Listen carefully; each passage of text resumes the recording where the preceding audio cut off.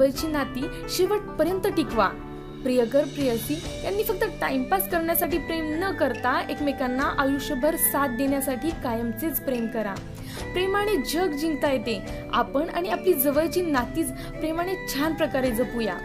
आपल्या या नाजूक हृदयाची सदैव काळजी करा, कारण प्रेमात हृदयाची भूमिका खूप महत्त्वाची असते.